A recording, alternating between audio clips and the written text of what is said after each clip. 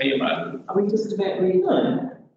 So, Tell me with it. better than being lying flat, 3 minutes to go. with your eyes closed, and not breathing.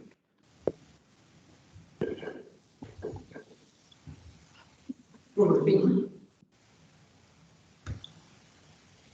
all good.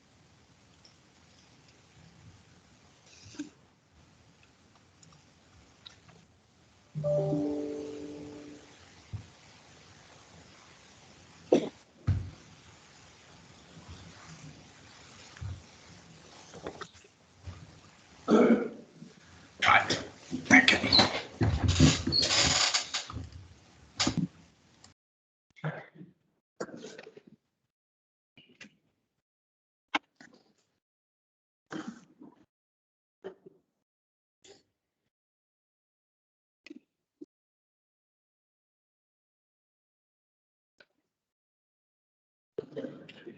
Tell me when that's not. 8:51 minutes. I think we'll be good. So, welcome everybody, and I have to say it's much better to be here in person than doing the Zoom. So there's only so much you can handle, and I think the knowledge is more on. But I just welcome you all here this morning. Council meeting of the 14th of September 2021. And so first off, apologies. Any other apologies? So moved Sally, seconded Murray. All those in favour, please say aye. Aye. Yes, carried. Thank you. And we have the public forum. We have one speaker for the public forum. So I welcome Ben Dunbar-Smith. Welcome, Ben. Kia ora, welcome. Do you want to I have a PowerPoint to run through, so I'll just go through this and you can ask me any questions that you like afterwards. I'm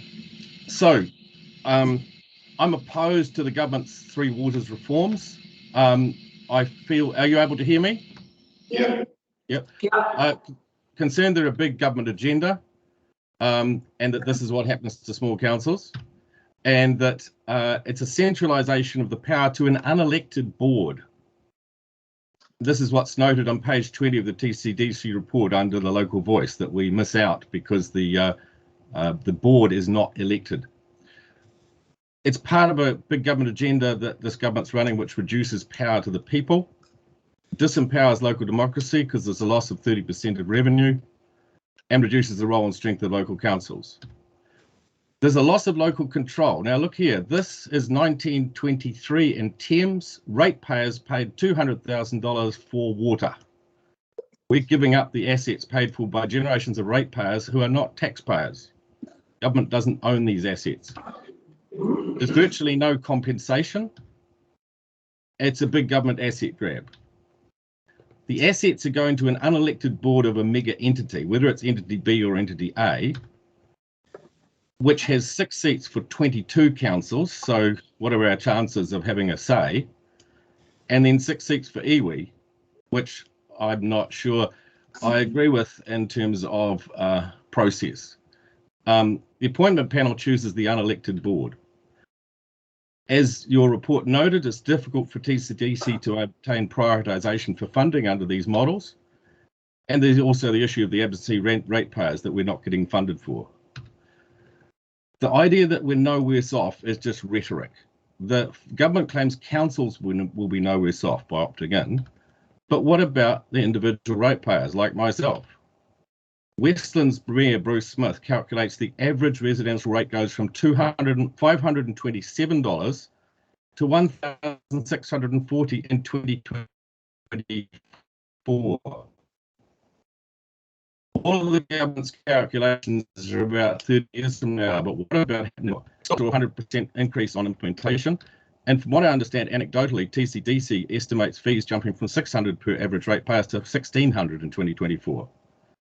That's a huge jump in rates. I think the 30-year horizon is a snow job. If I'm worse off by $1,000 a year, I'm worse off by $30,000 over 30 years. Who knows what technology might change in the next 30 years to revolutionise water treatment? What happens if there's nanites that could go in that clean water up? Just remember what happened 30 years ago. No internet, no cell phones, no DVDs. You can't tell me that things won't change in this time, and yet all of the government's calculations are in 2051, you might be better off. There's also the risk of privatisation. This is what really concerns me, that when you merge 67 councils, there's no way of privatising 67 councils' water assets, but if you merge them into 4, it's a corporatisation model. The government says a 75% majority is required at referendum, but you can tweak this rule. Just look what happened to the male representation requirements. They suddenly disappeared. Labor in their 1980s, when they last had an absolute majority, corporatised forestry, rail, steel, banking and telecom, promised us with the golden share they wouldn't be privatised, and then they all disappeared. If the water entity gets into financial trouble, the easy answer is to call in private equity owners. And look what's happening with water care. They're struggling already. Do we want 4 water cares? And then the question is the urgency and why there's only one option. There's many ways government could support water upgrades. They could underwrite council debt. They could have off-balance sheet models to avoid debt ceilings. They could direct fund investment just like they do for roads. But no, there's only one option model, and it's an iwi 50% control model. The government is forcing a radical agenda on councils. Councils have to make a decision by 30th September. But they don't know what will happen next. The TCDC report, page 22, next step says the revised next steps in the process are to be made available from the government after the 1st of October. We don't know what's going to happen next. The government could deciding that there's enough councils opting in, to mandate water reforms and do away with ratepayer consultation altogether. TV1 News has said that almost all councils are now calling for a pause, if not a halt, to the reforms. This was last Saturday.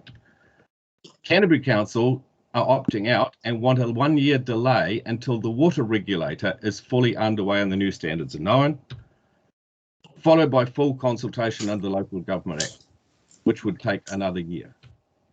So summing up, I believe the council report is inaccurate to state that TCDC is not being asked to make an opt-in, opt-out decision because back in 2020, you effectively opted into the reform process. This is the council website or website statement. They signed up to the government's 3 waters reform. As far as government's concerned, that TCDC is in the tent, not out of it. So what I'm seeking is a delay to these reforms. That government will consider TCDC's opted in unless there's an resolution made today to opt out pending more information in a year's consultation. And we need to stand up for local democracy. We need under the Local Government Act to have full consultation so ratepayers do know it's going to cost them $1,000 more in 2024 and they assess the thing, not just in 30 years' time. That's my conclusion. Thank you very much, Ben. Are there any questions of Ben? Yeah, I've got one if I can through the chair, please. Yes, true. I just want to say to Ben, those are echoing the words that we're hearing in the out in the ratepayers and the residents. So I think there's some very good information there, and I hope that we're all listening to the ratepayers. And thank you for your presentation. Yeah, just to comment on that, the Tairua Chit Chat, which I sit on and haven't commented on, has gone nuts. The other thing I didn't put in here, what annoyed me, what got me started on this is Dennis Teague sending out an email telling TCDC that they had to enjoy this scheme. I went back to him and challenged him on privatisation. He said, oh, it can't possibly happen. The government won't make that same mistake as 1987. But why should the regional council be telling us what to do? Thank you, Ben. Are you aware of what the first tranche of engagement was? Yes, I looked through the 25 resolutions, and my concern is that the media headline and the government's headline will be TCDC is really kind of still part of the system. They're thinking about do they get into with entity A or entity B, and they're not really that worried. I just think a bold statement needs to be made rather than a 25 resolution one. Well, can I just state that tranche 1 was for discussion purposes with government, and that's what all councils entered into. Tranche 2 was a different phase again. If the government did mandate this, and you had to choose between entity A or entity B, which would you choose? I think a lot of that needs to be thought. I mean, talking to Ngāti Hay over here, they're really keen on entity B because they're part of Tainui. I know David Taiperi is more interested in entity A because he sits on the Auckland Council board and, you know, thinks he's more close to Auckland. I wouldn't assume that we should even indicate we are considering one or the other. I think if government mandates this, it will be the end of local democracy, and we all need to stand up and see government do that.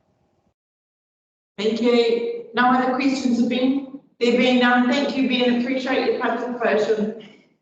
Thank you very much. Thanks, Ben. Thanks, Ben.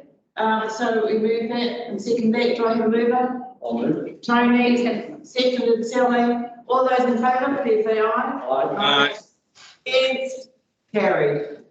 I know Gary and Terry, sorry, I forgot to mention that Gary and Terry are on Teams. What are we on to now?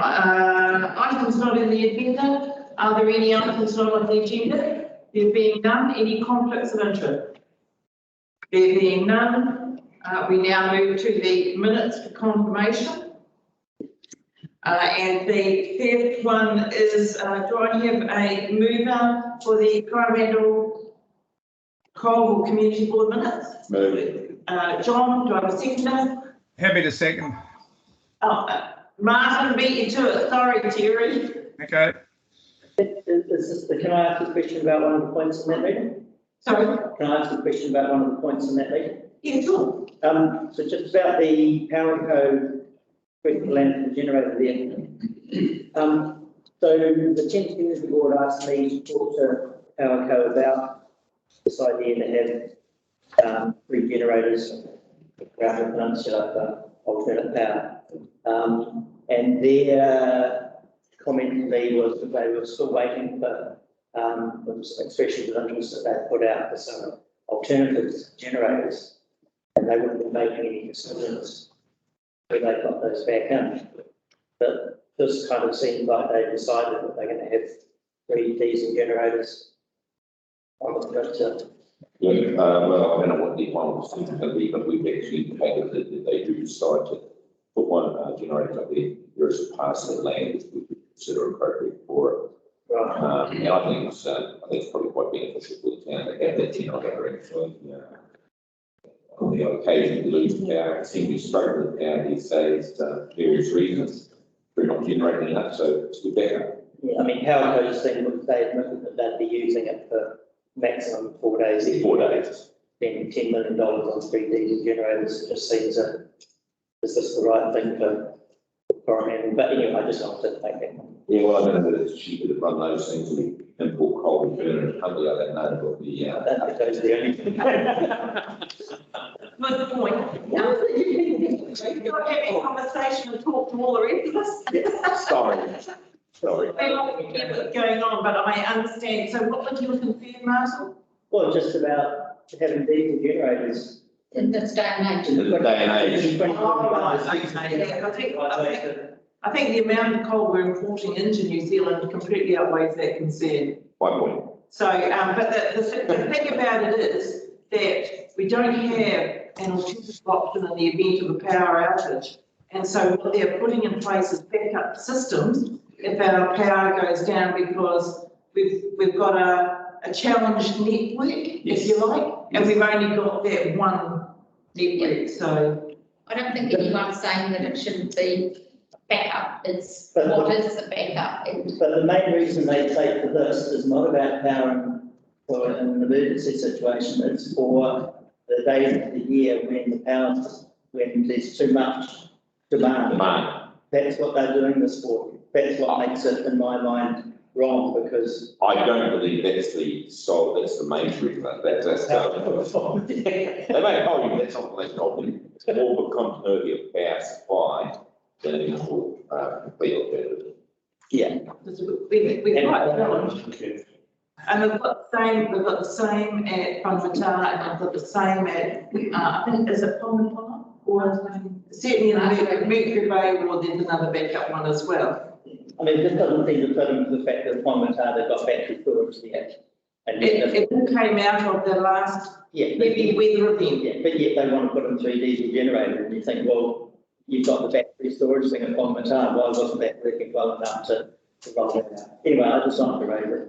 I think I'm just grateful for making sure that we've got power continuity. That's my position. So, any other questions? I'd like to just make a comment to the Whangamata power, Bessie they call it. It's 59 times it clicked in last year to support power when the town would have gone down otherwise. So it's been a great resource for our town to keep it going, especially now we're all into this remote online stuff. So yeah, it's worked very well for us there. So what I did at my brother's apartment, I put in a device on the meter box, which is what do you call it? Some sort of controller which acts as an interceptor for power surges, so it doesn't fry your appliances. UPS. UPS. UPS surge protector. Thank you, Mary. Okay, any further comment? There being none. All those in favour, please say aye. Aye. Carried. Okay, Rick today. I'll move. Moved Tony, seconded Murray. Any discussion? There being none. All those in favour, please say aye. Aye. Against? Carried. Taurua Pāwhanawe, do I have a mover? Yeah, happy to move. Thank you, Kerry. Seconder? Sally? Any discussion? There being none. All those in favour, please say aye. Aye. Against? Carried. So, Whangamata Community Board. Happy to move again. I'll second Gary here. Thank you, Gary. So moved Terry, seconded Gary. Any discussion? There being none, all those in favour, please say aye. Aye. Carried. Audit and Risk Committee minutes, do I have a mover? Yes. Ari, seconded John. Any discussion? There being none, all those in favour, please say aye. Aye. Carried.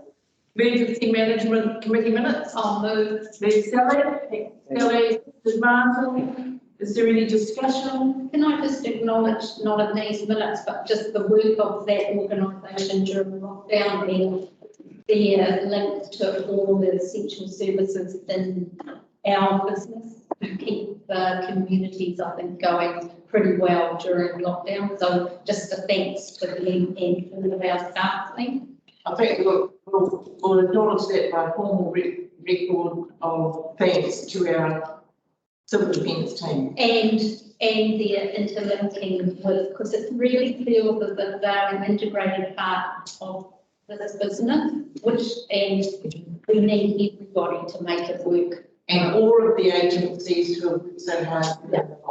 Yeah. That's it. Yeah. Okay, that will be your part of the. Thank you. Yeah, that's good. It's an important point to make. So thank you, Sally. Appreciate it. So any further discussion? Okay, all those in favour, please say aye. Aye. Against carried. Thames-Coromandel District Council minutes. No. Move Sally, so seconder. Martin, sorry, John, Martin got there before you. Any discussion? There being none, all those in favour, please say aye. Aye. Against carried. Thank you, everybody. So we'll now move on to the next part of our agenda, which is a meeting schedule on page 104.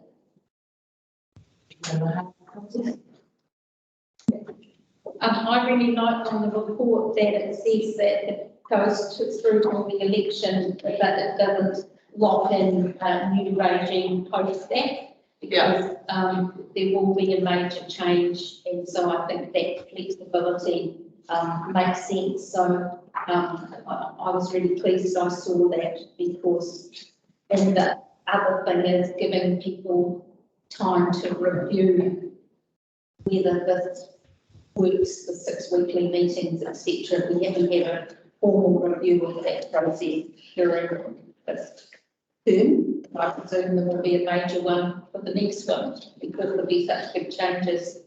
Well, Am I rambling? No, you're doing fine. I think this has been indicative because you can add and or take out at any time. Yeah. Anyway. So it's an indicative schedule and it can change according to council needs. Council can throw in any other meetings it wants at any time or if there's, you know, just change things around it depending on what's required at the time. No, Tony. And can I just ask, is it possible even to get this thing laminated on that A3 bit of paper for us? Before you really get And it. then A3 laminate? there'll be meeting done. That would be great. Everybody happy with that? Yeah, I don't need one on the conference. Okay, so any other comment? Gary? No, all good. Yep. The laminated copy's great. Did I get a mover? No, mover Sally, seconded John. All those in favour, please say aye. Aye. It's carried. Thank you very much. We're on to 2.2, which is the out of cycle budget for the Tyra skate park. Do I have a mover? I'll move that. Move John, seconded. Seconded. So, thank you. Is there any discussion? There being none, I'll put the resolution. All those in favour, please say aye. Aye. Against, carried. Okay, so we now have the 2.3 greenhouse gases emission reduction working group update. Do I have a mover? Martin, seconder. John, any discussion? There being none, I'll put the resolution. All those in favour, please say aye. Aye. Against, carried. 2.4. No, we're going to skip that and carry on with the, 2.4 is the deliberations of the proposed revocation of standards of camping private property bylaw. It's quite a substantive resolution. Do I have a mover? Martin, do I have a seconder? John, is there any discussion around this? I just want absolute clarification from the concern that we say in resolutions that we've got other ways of regulating it, the issue. Yeah, there are, and through the chair, having a look at the bylaw again, just right now, it's a pretty full bylaw as well, so we haven't had any complaints about it, haven't used it for the force and everything.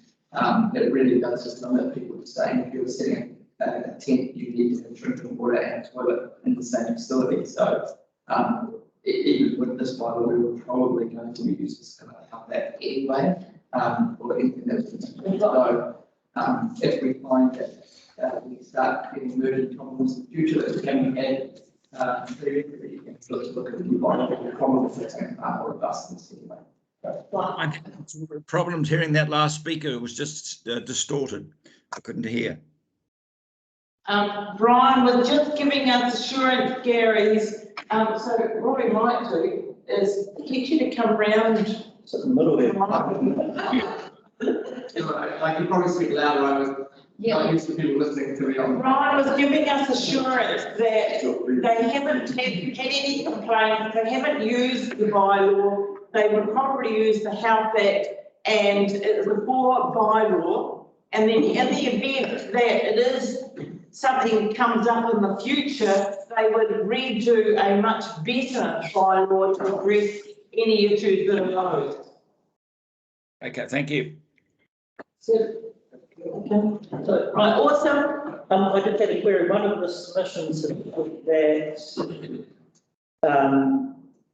well, you know, people could call the police, but is it true that if you call the police about some people setting up a small campground on your neighbouring property, they would probably refer it to council? Yeah, sorry.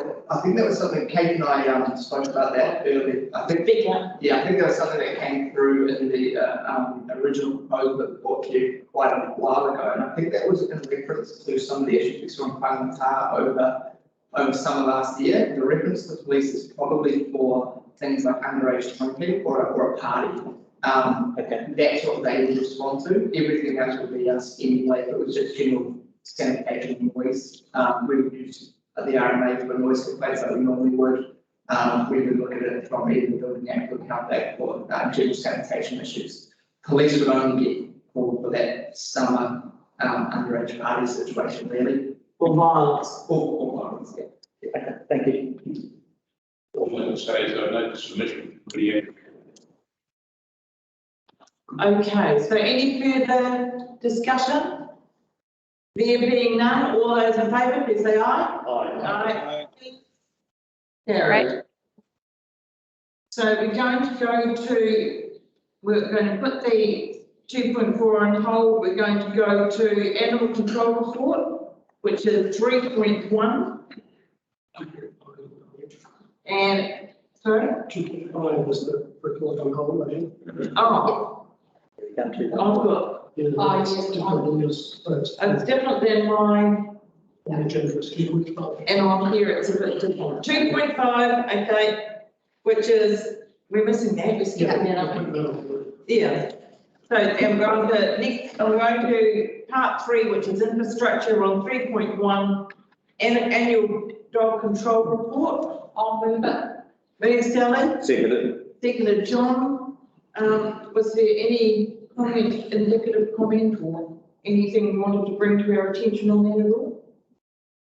Is there anyone seconded? Yeah, Alice is running out, she only comes in for the report, but if there's no questions, I'll just go to We'll just put the- Yeah, Okay, so we just put, no discussion, so we just put the resolution. All those in favour, please say aye. Aye.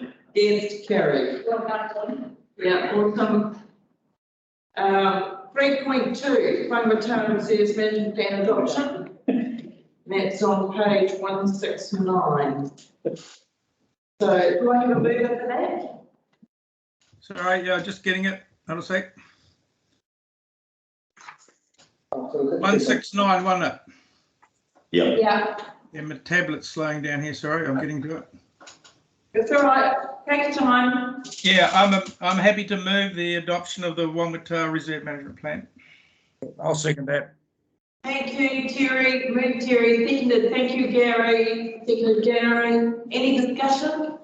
Yeah, I'd just like to say a big thank you to the team that put that together from council. We had a lot of discussion. We've also made some comment in there about the clauses that regional council putting in there to make some areas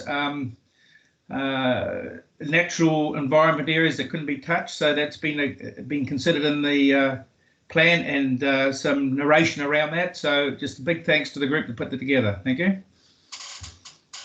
So we just formally record a vote of thanks to the work, all the good work done by staff, along with that resolution. And I'll put no further discussion, I'll put the resolution. All those in favour, please say aye. Against, carried.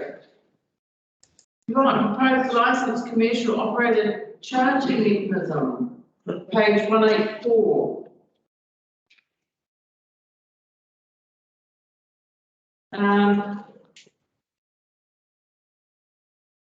This is, I think the move that we received a report. okay, so we'll receive the report. Shall we have a discussion before we move a second? We can do that. We'll have a discussion, because there's some other points that other people may want to raise. So we're going to have a discussion on the proposed licensed commercial operator charging mechanism before I put the resolution, if indeed we put it. So any discussion, Tony? Well, firstly, I think this is definitely a step forward from where we've been. But I think amongst us that needs further discussion, so we understand what the application is, by activity, etc. So I think as a concept that people pay to use public space, this is probably the most straightforward solution I've seen to date. But I'd like to be able to sit down amongst us and say, well, how will it affect this sort of event or on that thing there? Do we have an option for 3, 5 or 10 years, depending on what the activity is? Do we want it to be there? Or is it something that an operator says, I'll try it for 3 years and hope I get back and I want to, etc. So I just think there's a little bit more that we need to understand that how it works. Given the topic has been on the table for 10 years, you have to hear. Yeah, which I'm a little bit of this famous. You can see the table page 194. You know, we've got 16 licenses there, the rest of the board's got 9. So you can see why it's so important, and we've got real pressure on it. I think we need to sit down and study this more. It hasn't been handled well in the past. I'd like to see have we got the commercial aspect in properly? Have this way, it's a long way, I agree with Tony, we're coming forward. So would you like to move a resolution to defer this for a I would workshop? like to defer this resolution, and I'll move that. And I'll second it. Okay, and I'm in favour of that because on the eastern seaboard, just adding to the conversation around this, we would need to consult with iwi around what we did on our reserves on the eastern seaboard, and potentially also that will need to be considered part of workshop and how we handle that going forward. I think, Your Worship, you can take it within the Mercury Bay ward. Yeah, You can take it, that will be done in our normal meetings that we have with iwi. right. I don't think we need to formalise that, that will be done as a matter of course. But I would like to see, particularly in the Mercury Bay ward, we sit down, even if it's not at the Board of Council, I would like to sit down and really look at this, make sure we've got it right, because the commercial aspects have not been there. Just for clarification for me, the reason this report's on this agenda is I was told that it had a workshop with the Mercury Bay Community Board, but I just need clarification. And I'm comfortable with the way the resolution is going, but I just need to double check that. Yes, it has, but not in what I understand in detail. So when it's come from, how do you charge people? We need to It's got a square metre or by activity or season or whatever. And then when this option came up, there's sort of one thing to capture everyone. There was a fair bit of support for that. But we're certainly with further work to do before we adopt that. Yeah, so I'm comfortable. I just wanted to check that we followed the right process. Yeah, the difference with the detail, and we want to know the detail. Yeah, because I think that approves officers to work with community boards to set those rules is actually in the resolution. I just wanted to make sure that we don't double up or repeat things that we haven't already done. Yeah, so from my perspective, I've got a lot of questions on how it relates to my area, and yet I've also got responsibilities for Mercury Bay for it to work there as well. So I think a workshop, I have about 4 or 5 things, which would be much better to be discussed at a workshop. yeah, within the council, so that we all on a page is philosophical. Because our community may be have different set of requirements than another one. Yeah. And it may, so I think you understand it. I was going to say, Rob, and I agree with what you said on clause 5, but if you take clause 3, it approves the entrance license to work operate for a period of 3, 5 or 10 years. Which sections are going to get 3, 5 or 10 years? What is going to be the good full figure charge for that? Or the way that you approach it, what way is going to be put on there? How are we going to make it commercial? I just want assurance around that sort of thing. So that's, so broad, but we want one. We're in the right space, but we just need to refine it. That's what you're saying. It's useful for us to feed into somebody our questions pre the workshop. I think it would. If you could use Bruce as the contact, obviously Derek has sort of been putting this together. But Yeah. Come back. So then, yeah, okay, cool. Yeah, me. Yes, Terry, sorry. Yeah, no, this is I read this and I was quite concerned, quite honestly. I can understand where Mercury Bay is, but if you look around the rest of the communities, they're totally different. I was a bit, I saw they took Tauranga as an option, but no one seems to have it locked down that it's working. If you go to this other places like Raglan, it's a totally different view of it. So the smaller places, we deal with these concessions just on a 2-yearly basis. It's really easy. It's we make sure they're there for the public's need and the reason the reserve's there. We don't want to see 5s, 10s and 15 years, whatever it is, for these concessions. So it may work for Mercury Bay and they give it a go. That's fine, but I'm not keen to have it into the Whangamata. We're quite happy where we are.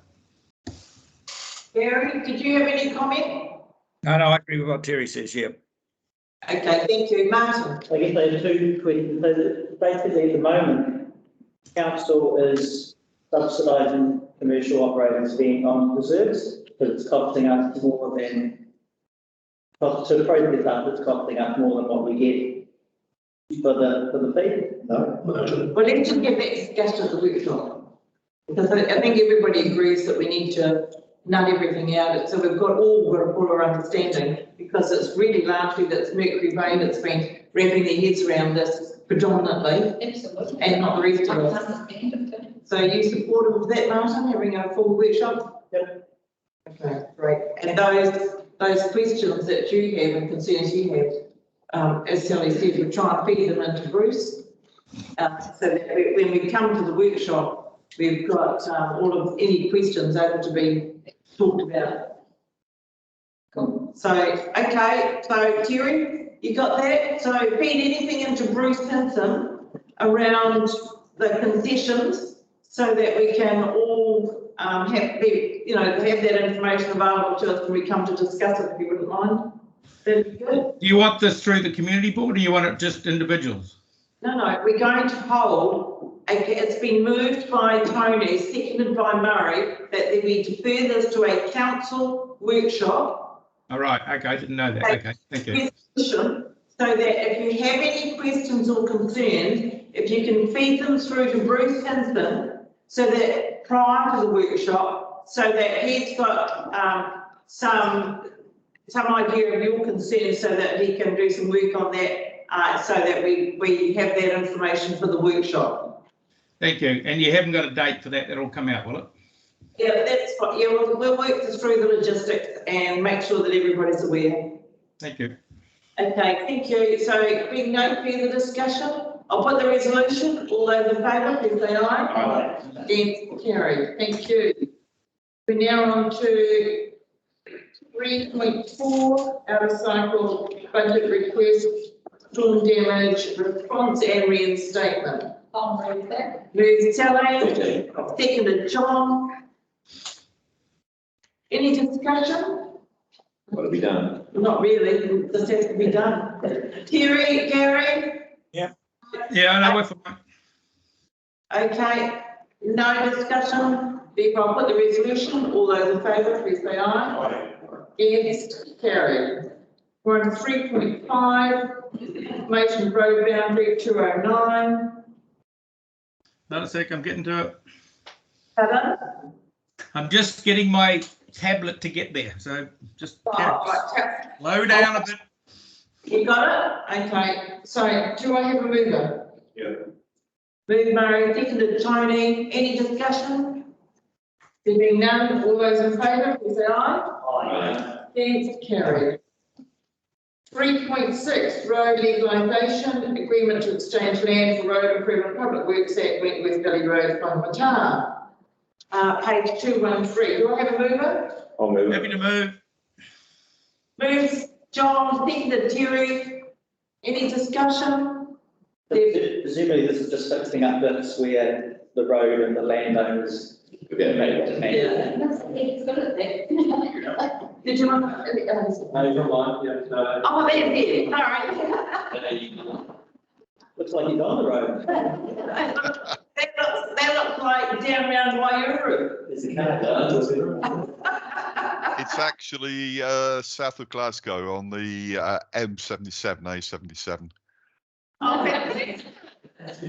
Oh, okay. Well, I think it's pretty well a done deal. So all those in favour, please say aye. Aye. Carried. Well done, Ed. Great work. As per Thank usual. Have fun at Glasgow. Okay. So how are we doing for time? Fine. I think we'll just do the last two items and break the morning too. Yeah. Yeah, okay. Is it just two? No, it's two. Okay, storm damage report 221. It's page 221, 4.1. Sally moved, do I have a seconder? John, all those in favour, please say aye. Can I just ask a question around this? Sorry, yes, Terry? So this is page 221, which is the storm damage recovery plan. Yeah. Is this going to impact on the capital works program, and what influence will it have on that? Can I just ask that question? This is the work's already done, yeah, so this is works completed as part of the storm last time, so it's just basically providing an update back to council of what happened in that storm event and what work was done. It's So it's just all completed. Yes, it's all been completed. Thank you. So I'll put the resolution, all those in favour, please say aye. Aye. Against, carried. Page 223, item 4.2, capital expenditure carried forwards. Moved by Tony, seconded by Barry. Is there any discussion? Yeah, again, I'd just like to ask through the chair how this will impact on the capital works program. So through the chair, this won't impact on the capital works program because of the administrative error that these two were missed off that previous list that came to the previous council meeting. So just the administrative error, that work was already happening anyway. Okay. The work's happening. Will it be completed within what? When it will be completed, Bruce? We completed this financial year. Obviously, we try and get the carry forwards done as quick as possible, but I don't have a time frame for these specific works. I know the artworks in Whitianga are very close to being finalised, just some work on the foundations, as I understand it, and the land legalisation stuff around the lead road stuff. That can drag on a little bit, but it's pretty straightforward, so I've got no concerns about these two. Thank you, Bruce. Any further discussion? There being none, I'll put the resolution. All those in favour, please say aye. Aye. Against, carried. So we now page 225, 5.1, update to seal process for warrants of appointment. Do I have a mover? John, seconded Tony. Any discussion? It's just interesting. This just popped up. Is it just something that we've missed out on, or is it something that's just not been used lately? Just an update. It's just a procedural update, yeah. Procedural update, Terry. Do you use it, Sandra? When you do the common seal, you sign off underneath it. Is that how still the purpose? No, well, I don't use it. This is basically to give delegation to the legal counsel to be able to fix the deals. So it's just a procedural update, yeah. Okay. Okay, so I'll put the resolution. All those in favour, please say aye. Aye. Against, carried. We're on to page 227, the Chief Executive's report. Do I have a mover? I'll move. Tony, seconder. John, any discussion? I'd just say it's a scaled down version of the CE's report due to the work going on for the annual report. We don't generally provide financials at this time of year due to sort of doing the annual report. I have no major concerns about the financial aspects. Obviously, to the capital programme with an extended lockdown in Auckland, we do have to take cognizance of the fact that that will have an impact because of the amount of materials that are locked in Auckland and not able to be got out around the provinces. But again, we'll update the elected team once we know what the full impact of that lockdown has been, hopefully by the next meeting. Other than that, it's a fairly standard report, updating a number of issues that are generally on the report. In response to your question last time, Terry, about projects, we've got the table of the top 10 projects in there at the moment to give an indication of where we're at. I believe that, or from my personal perspective, I think we're probably about $3 or $4 million behind where I'd like to be in the capital programme, which is sort of 4 or 5% behind. But again, we'll have a more full update for the next council meeting with regards to that, and hopefully we'll provide a few more projects on that list of the top 10 as well. But other than that, very little to report, other than the water stuff, which we've got a separate paper for. Thank you, Rob. Rob, can I just ask around the two PGF projects? One's obviously waiting for consent up at Sugarloaf. Are they sort of on track, even though there's been a few hiccups?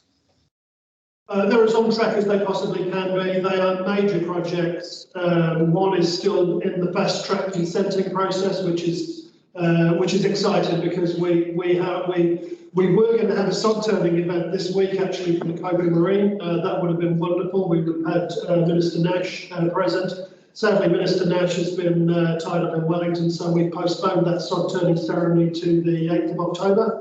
We're really looking forward to getting the shovel in the ground and starting some work there. With Sugarloaf, we've just got to work through the process. It's a work in progress, but the funding is still there. The project is still progressing, and the board are doing a great job of making sure that the wheels stay on the tracks. But again, it's about patience and it's about making progress, however small that may be. So it's interesting that that's a shovel-ready program, and they were sort of trying to fast track that as much as possible. Is there sort of some hoops to jump through that you didn't consider, or I just wondered why it's just dragging its heels a little bit? I think the frustration, Terry, is the fact that we applied for a shovel-ready project, expecting that we would be able to enter that project into the fast-track consenting process. Sadly, we weren't. It was declined on the fast-track consenting, so it requires a full resource consent process, which obviously, as we know, that can take an awful long time. So again, the board's doing their best to employ the right experts to make sure that the consent is applied for and achieved as quickly as possible.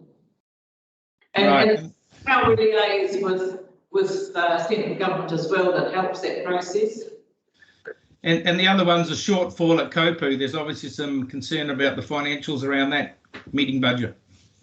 Yeah, again, well, just to sort of backtrack a bit on the Kopu project, and it's not by way of a gripe, it's just a reality. We applied for close to $10 million of funding. We were given $8.2 million of funding. We tried to trim the budget, which we did. We were successful in making sure that we had a project that we could deliver for about 8.2 to 8.5 million. However, the time it's taken to get to the point we're at, with all the cost escalations that we've had in New Zealand over the last 2 years, it's meant that original 9.9 million is probably closer to the reality now than even it was back then. So, whilst we had float back then, we're now being realistic in terms of what the true cost of that project is. So I don't think anybody's done anything wrong. It's just that time has had an impact on the project, and as we know, time adds cost.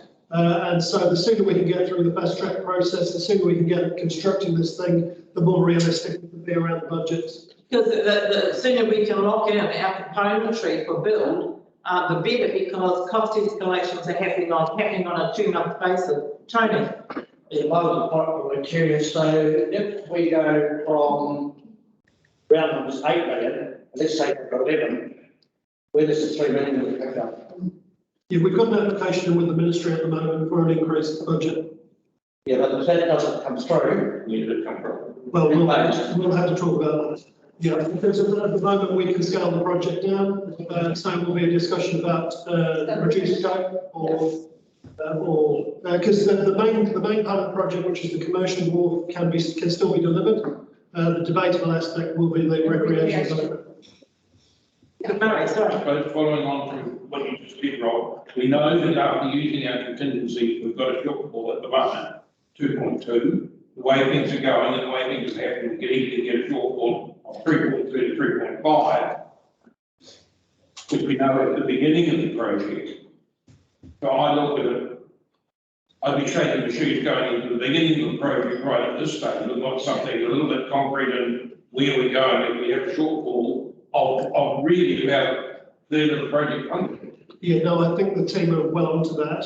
They've planned quite scrupulously around this. So I think Lorenzo, as the project lead, is doing an incredibly good job. So I don't think we have that anxiety.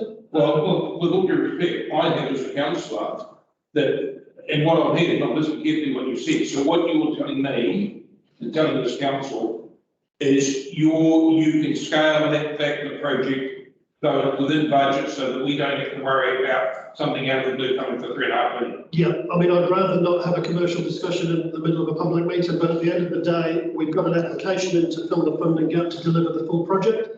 If we can't deliver the full project because we don't get that additional funding, then the project will be scaled back to deliver what it can deliver. Okay, Martin. So just in the bottom paragraph on page 228, it talks about the project team requesting the additional shortfall from MINB as part of the latest round of the PGF.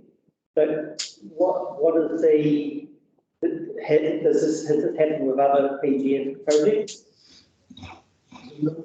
Yeah, yes, there's a number of PGF projects that have the budget has increased because of the time it's taken to get to start of the budget. and PDF have been, and Mindy have been amenable to adding additional funding? I mean, has it happened before? Is there a precedent before? Whatever that word is? If anything, they've taken funding out of projects in other areas, haven't they? Well, So, again, so we're actually quite lucky to date, touch wood, with the relationship and the working relationship that we've had and the importance of the project and just being self-explanatory. So that's what's helped carry them forward. So we await the result of EPIs and then we read it and we will know what's going on and then go from there. again, from a project management perspective, we always know the costs. We put some professional applications together. The negotiation ended up with a particular budget out of PGF. We've always ensured that we know what the costs are going to be, and we are planning for contingencies as we go. And that's all we can really say. At the end of the day, decisions about whether extra funding comes or not is a political decision, and the project team are across the risks of those decisions one way or the other. And that's all we can do really, and the board of Sugarloaf are having the same sorts of discussions around that board table as well. One question I'd like to ask is that given the escalation of costs on a bi-monthly basis, which we're now experiencing as a result of all of the COVID pandemic, getting product, the shortage of product, and many businesses are quite clearly saying they've never experienced anything like it. How is that impacting our ability to do all of the projects that we've got, both operational and capital? Sorry. So we've been asked about that over the last 3 or 4 meetings, and as part of the LTP, we're still aiming for probably around 80%. However, you know, this last lockdown, extended lockdown from Auckland, has possibly had another 5% onto that 80%. So we could be looking at 70 to 75% of the capital program being delivered this year. In terms of the cost escalations, again, I'm hoping that we can provide a better update to the council at the next meeting, because hopefully we'll be through this lockdown. We'll have a better idea on timelines. We'll have progressed more work actually out in the market. So I'm optimistic by the October meeting, we'll have a more rigorous analysis of where we're at. This will be something that will be confronting everyone. Absolutely. Everybody. Any other questions of Rob? I'd just like to thank Rob and the staff and commend them for navigating the way through what is a difficult time. I'd just like to say, please keep us informed as we go through. It does sound like a changing times, and prices are going to have a big influence on the capital project, and keeping us up to date would be great. Thanks. Thank you, Terry. I was just going to ask a question, Rob. Are we purchasing it where we know, I know from my own experience, a lot of firms are saying, we've got the material, if you buy it out, pay now, you can have it. If you wait, it's gone, you take whatever price. So the drinking water standards project is the classic example where we signed a 3 or 4 year contract, which we then extended. So we've been working with our professional advisors and our contractors in terms of an extended contract over multiple years to make sure that we can do any pre-purchasing when the opportunities are available. So the likes of Coke, we can't do that yet, but we'll be. We're in negotiations with the people who providing the steel, so they've already they sharpened the pencil. We had to have it in effect with connection by steel. We've already talked to MD about it, we've purchased now, and we can't. So we've actually got to consent, which has an identity for the when I got the consent, really I think that in which was the fast track that the I know. So. Sorry to be an interruption, but I can hardly hear when it's talked from the back. So yeah, it's very difficult.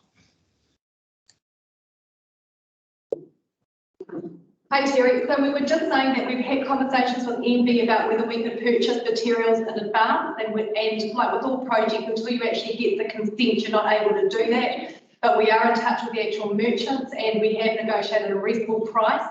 So we are hopeful that we will get that at that price. The consent we are expecting to come back from the government early November, so we don't have too far to go. Oh, that's great. Thanks for that. Any other questions? Barry, Nicole? No, there being none. Then do we have a mover and seconder? Yeah. Pardon? Oh, we did. So I put the resolution, all those in favour, please say aye. Aye. It's carried. Now we have members' reports. So I'll just go around the room. Oh, no. All been locked down, so you shouldn't have been anywhere. Well, actually not entirely true. Tony? No, other than what you probably have is the biggest topic in my way is Three Waters. Yeah, there's a lot of pro forma stuff flying around, but within the community, in my times, certainly it is the single biggest topic that's been discussed. And I can say universally, in my world, I'm being told to get out of it. So that is the sentiment in That's right. our community that's at least come to me. John? No, all in environment. Thank you. I should, I don't know if we want any comment in relation to the NLTP. Waka Kotahi released their National Land Transport Package during lockdown. If you don't mind, Tony, I'll just say a couple of words about it. I could have probably covered it in my report, but Ed's doing a good job at the moment of analysing what that really means. But from my perspective, what that means is when we have a government agency delivering infrastructure, clearly the top end projects need to be done, and the impact of this National Land Transport Package is that it will affect streetlights and footpaths in local communities. So, you know, it's all well and good sort of having the New Zealand perspective, but at the end of the day, when the rubber hits the road, excuse the pun, it's actually, you know, streetlights and footpaths in community board areas that do get affected by these cutbacks. So, you know, we're going to work through that with our community boards as it manages to identify what the actual cuts mean for us. Can I add to that? The what we're proposing for Three Waters, we end up exactly as we are with NZTA, that the people with the numbers and the demand will get the attention. Yep. And the people with one lane bridges that no one knows over apart from the 3 weeks a year will get that money. So that is what's coming our way. So that's the National Land Transport Plan. We so I don't, Jerry, did you hear that and get that? You and Gary? Yeah, I got most of it. Yeah, then. Yeah, it's a bit distorted. Yeah, it's a bit distorted. Yeah. Okay, so basically the National Land Transport Plan has come out and identified where the funding will be spent throughout the Waikato region. And one thing that is clear is that street lighting and footpaths, that funding is reduced for our communities. So Ed is working on what the rest of the impacts will mean, but as Tony has rightly said, it's a prioritisation of spend, and as always, we miss out. So it's just the nature of being in the Waikato as an outer line district, if you like, even though we get the vast bulk of the holidaying population during the holiday period. Right. Thank you for that. So now, John, you're all good? Yep. Terry, would you like to give your members a report?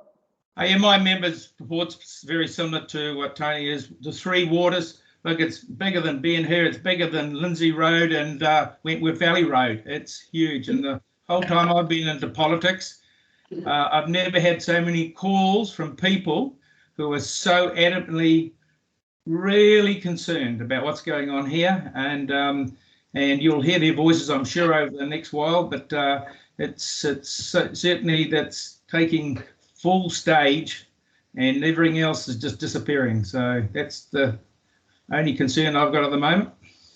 I think it should be recorded in the minute, Madam Chair, that it's bigger than Lindsay Road. Yeah, it's got to be bigger. It's bigger than Lindsay Road. Did you hear that, Karen? And Ringwood Road put together. There was a suggestion it be recorded in the minutes that the Three Waters is bigger than Lindsay Road. I think it's great. It's good that we can actually still find humour within situations like this. So, did you want to add anything else, Terry? No, that's fine. Thank you. Thank you, Gary. Yes, well, it's correct about the Three Waters. What I have been a bit concerned about is with the numerous emails I have received, which I have really not responded to because I don't think we're in a position to be able to give the full response. We're not, you know, the thing that goes to me is they've had 18 months to prepare this and we've got 8 weeks to respond. And that I think is just indecent haste that's causing problems. But the two things I am concerned about, and you might have sort of seen, which I've sent to council, is that the attitude of we've paid for it, we must have it, it's ours, we're losing an asset. And that's why I sent you the article from Brian Fallow, who was a former economist, where he says, if you give the definition, they actually are liabilities. And it's a problem because upgrading and other things need to be done. And I just don't want to get into an argument with ratepayers on that. And the other thing which does concern me is a very hostile, I would don't want to say, but it seems to be a bit racist towards the Maori. And that causes me great concern. That's just the two things that I keep getting from ratepayers, and I think that's really not going to move the government. So we'll come on to the rest of it in the debate we have on Three Waters. Thank you. Thank you, Gary. Can I just say on the asset definition, there are a number of definitions for assets. So in terms of our Three Waters infrastructure, those assets are actually the provision of a service as a non-profit asset. And so I personally wouldn't consider them a liability, but a non-profit asset that can be, that's an essential, in actual fact, paid for by the people to get the life force of water, which we all need. But so I actually have some difference of opinion about it, but you're right, we need to leave that discussion on just using my position. Martin? Yeah, nothing particularly major. I guess it's just around the comment I want to make, just around the provincial growth fund. It's a bit like the tourist infrastructure fund where you've got the push hooks as far as, oh yes, here's some money to build some toilets. Well, it's like, okay, well here's the 20 million for this and the 8 to 9 million for that. But it just sort of seems that there's so little cooperation between the different parts of government. Say, oh, yes, here's some money for this, and then another part of government says, oh no, well you can't fast track or that, or you can't do this, you've got to do that. And 2 years pass, and then the money goes up, and surprise, surprise, we have to go back and saying, oh, look, you know, we asked for this much, you only gave us this, now the costs have got, it just seems so, I don't know, can I use the word stupid? Yeah, and it just makes no sense, and it's so much extra work, and now we've got staff having to then go back or redefine the scope, you know, and then people out in the public are going, but you said we could have a commercial facility and a public actual program, and now you're only doing this, and yeah, I ranted enough.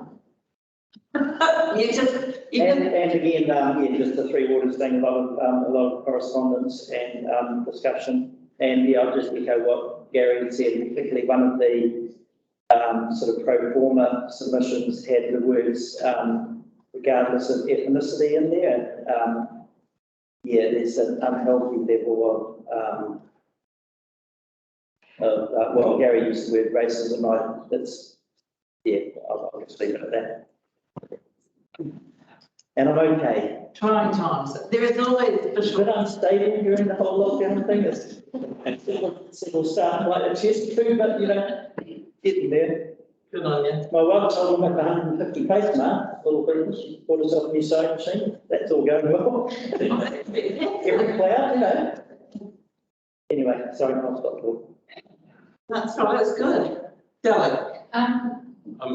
So during lockdown, I did a day's learning with regional civil emergency management, and I think just acknowledging again the work of those and our council around that work. A lot of welfare, food security, a bigger issue than what I'm used to in our community, so it's a worry for me. I just want to acknowledge the fatal crash on Thames-Coromandel, which is our road on Friday night. Just on presuming that if there's any roading issues or anything that comes through coroner or something. So that's the process for that. That's the first fatal for quite some time that isn't on a state highway. So I just wanted to acknowledge that, and just wanted to acknowledge without crying that Robin's husband is critically ill. You don't know it probably, but we sent them, because he's home with them, and sent family a care package on Friday from all of us. They were very appreciative, slightly overwhelmed, and thank you all very much. Thank you. Just reiterating, Gary and Jerry, that Robin Sinclair's husband is very unwell. So so I just leave it at that? Yeah. Yeah, So we sent a care package and they were very appreciative, and she's got, luckily, all the extended family is not from Auckland, so they're able to be there. Can I just ask through the chair, Sally? I spoke to Robin just a while ago, and is he now terminal? Is what you're saying? Well, we're going to go to meeting. So what I said was he prayed well, and we sent a care package. And we can talk online. Remember okay. Sorry. Okay. Thank you. So I just thank Sally for initiating the support to Robin, which I think is really important. And so thank you, Sally, for doing that. Really appreciate it. So that was sent, that care package was sent on behalf of us all. And Sally undertook that, so thank you. Can I just say, I'd just like to thank staff, particularly during this latest lockdown period, because there's a lot of work that goes on behind the scenes, particularly from our civil defence team, and Sally as chair of the committee, and Gary Towler, and the rest of our staff as they managed to still do the operational side of council while we're in lockdown, because it got tricky. Always there are the issues around solid waste collection, a little bit of confusion, but I think on the whole it went pretty well. I don't know if the staff want to make any comment. Pretty okay? All right, thanks to the chair. I think overall things went as well as they could do on operation. I was really happy with the way the team responded, and I think we did it pretty well. Yeah, we've responded as much as we could. I think it gave people more time to email us about the 3 waters. But that's okay, and it seemed like I spent all my time on Zoom and the telephone, so I'd just like to thank Sally for standing in, particularly when I did it for the regular Zoom meeting we had around the current situation and changing dynamic for people and communities, and note the concern around the food parcels. Working in conjunction with iwi on that has been very, very good. So I won't say any more than that. I'll just take a mover and a seconder. Murray, seconder. Martin, all those in favour, all those in favour, please, Cameron, thank you. And can we just do the minutes of public excluded and then break for morning tea? We'll take a half hour, and then we'll come back and do the 3 water discussion. So if I can have a move and a second to going public excluded, move, Tony. Seconded Kelly, that we go into public exclusion. All those in favour, please say aye. Is carried. And then we're giving minutes of public. Do we just have to wait for that? Oh.